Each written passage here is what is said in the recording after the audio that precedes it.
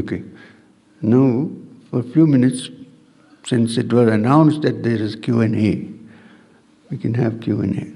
Thank you, Guruji, for the opportunity. I think if you can connect Kriya to chapter 15, like you were saying, the practices really help you get there. I think it will be helpful for all of us to understand how the journey is going to happen with the practice of the Kriyas. Thank you. It's not just the practice of the Kriya, the connection between actual practice of sadhana and the 15th chapter, which is not mentioned in detail in the Gita, because it's after all a text, like a sutra. You need to expand on it. First, to remember that the first sentence itself says, Urdhvamulam matashakam ashvattam. That this ashwatha tree has its roots up above and branches down below. Now, from the world point of view, we were discussing. Take it to the individual. As above, so below is the principle. So let's take the human body as the world. One world. There are many worlds, right? This is one world. Don't you think so? It's a vast world inside, if you look. This is one world. Now, in this world, where is the root? Who controls your body? Where is your respiration running? How is your circulation? The brain has to send some messages. The brain has to send signals. So where is the control? The root is up, not below. It's controlled through the head, right? So here we have the upside down tree. Sorry. It's controlled from here. Now, if it is controlled from here, how? I'll give you an example. When I say, I feel very nice, comfortable. What do you call the feeling of being, is there a word for it? Well-being. Yeah, I say, I'm well-being, I feel very nice. Just if you look carefully, what the brain has done, due to certain reasons, is that it has the pituitary gland, which is the master gland. Everybody knows it's the master gland. It has released a little bit of dopamine and serotonin into your bloodstream. In yoga, we have ways and means to make it do this. But for you, it happens without. And sometimes it doesn't happen. You don't know how to bring it about. Right? So, that is one example. So the control is here. Now in yogic terminology, this part is called the Sahasrara Chakra, the 1,000-petaled lotus. The entire connection from the 1,000-petal lotus down to the Mooladhara, which is at the end of the spine, at the bottom of the body, is called the Sushumna. Okay. And in between there are many such centers. So what does Kriya or any other practice? When I'm saying Kriya, I'm not talking about only the Kriya that I give. Any method is a Kriya.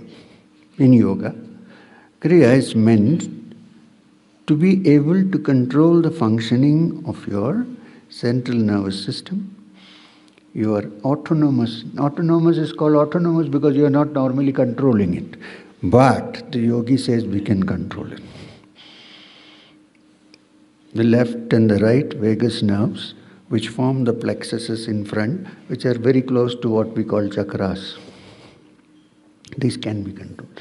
How can they be controlled? Through rhythmic breathing and various other practices. And if you look at any yogic literature, including Kriya, you will find that there is a great deal of stress on the ajna, the center here. Why? Because it is just behind that. If you go deep inside in a straight line, then there is the pineal gland. And you can touch the effect. We would normally think these ductless glands are not under our control. But the yogis say yes, you can control it. Just as they control your moods can control them back. Okay? Now, let's take the little pineal. No, I'm not talking about now. There is a lot of YouTube literature on cleaning the pineal gland, this, that, or rubbish. But I'm talking about the pineal gland. Now, the pineal gland is a small little organ, ductless, no duct, just under the pituitary, somewhere in that area, mid-brain.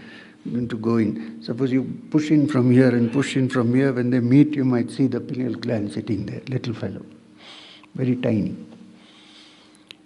Till 60, 80 years ago, they thought it was a useless organ. Like the vermiform appendix, it's a vestige organ, no use. Now, 50 years ago, they said, oh, no, it's a very useful organ. It has a lot of function. What is the function?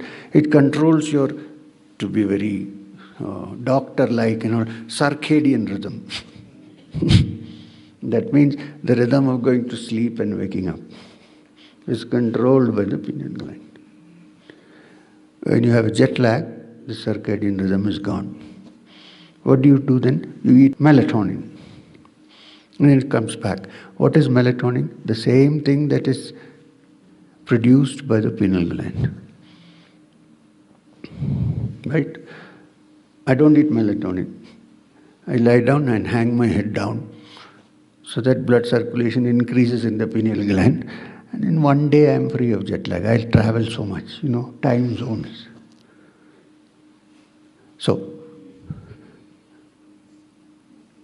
I thought you were going to get melatonin. No? So now they are saying that it controls the sleep cycle. Now let's look at sleep. It's very interesting.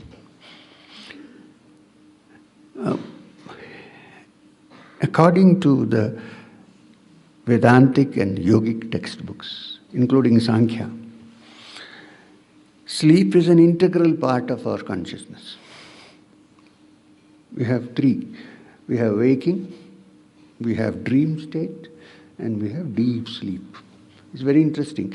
This particular thing is discussed in an Upanishad called the Mandukya Upanishad, which has only 12 verses. It doesn't say do this, do that. It says here is consciousness. And it was supposed to have been written, the commentary, the first commentary on the Mandukya was supposed to have been written here in Badrinath by Gaudapada, who was the grand guru of Shankara. Very interesting. So, all human beings have these states of consciousness. They're common to all. American, Spanish, Italian, German, doesn't matter. Swiss, we are all the same. We all wake up, we all go to sleep, we all have dreams, and we have deep sleep where there is no dream for a short while. Right?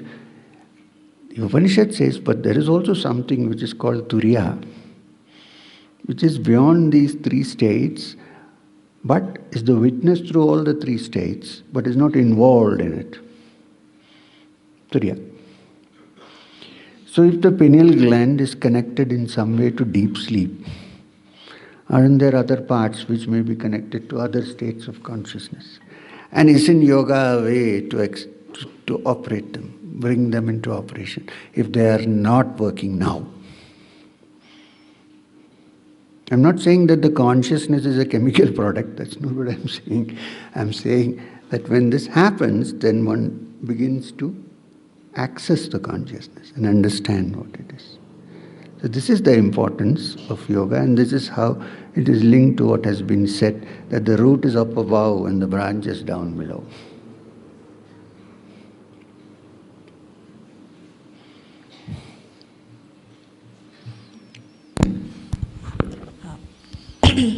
Sir, you talked about the Ashwatha tree and the leaves down below, and if you understand the leaves, you understand the full tree.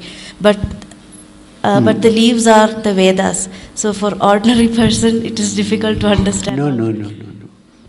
So I wanted to know what is the crux of that. Let me make it clear what I said and what is written here.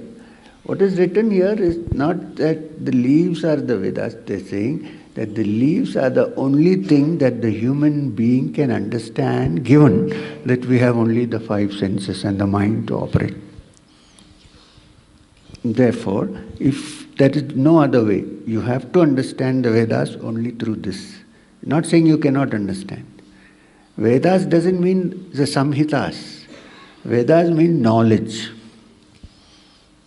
Veda means knowledge.